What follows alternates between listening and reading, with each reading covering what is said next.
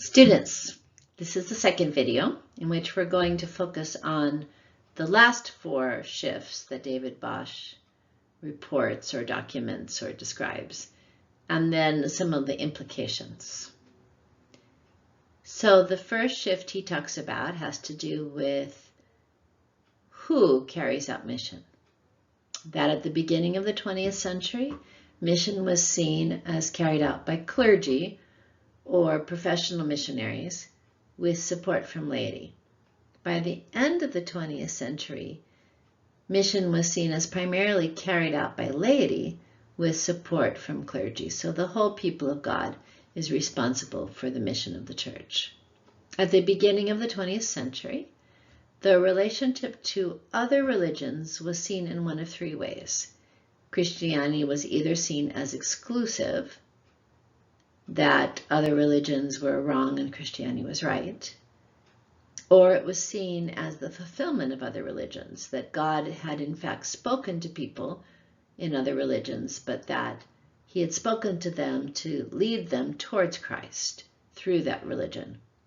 Or other religions and Christianity were seen as relative, that it really didn't matter which religion you were.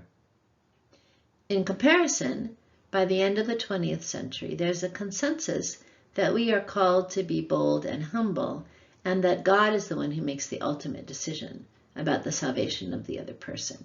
So we speak boldly the gospel as we best understand it, but we are also humble about our own human limitations and our capacity to get things wrong.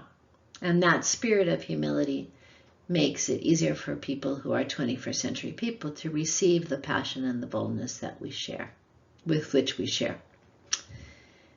Then David Bosch says at the beginning of the 20th century, there was a theology of mission, but by the end of the 20th century, there was missionary theology, so that missiology began to hold theology and praxis accountable.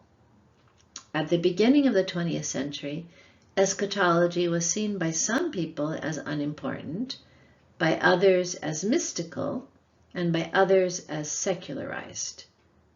So seeing the fulfillment of God's promises on this earth.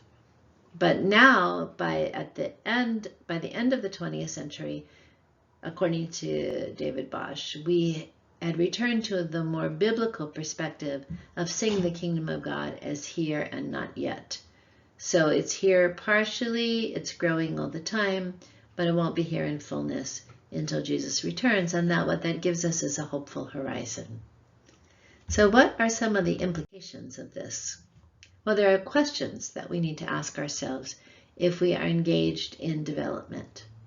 How do we see the role of the church in development work? Do we facilitate ecumenical participation? How do we work with clergy and laity, with professional Christians and volunteer Christians? How do we understand the relationship between development and salvation? That's an interesting one, right? How do we see contextualization in the theory and practice of development?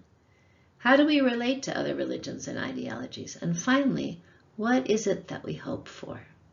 So I would encourage you to maybe pick one of these questions that really intrigues you to reflect on for this week, but to also reflect a little on all of them.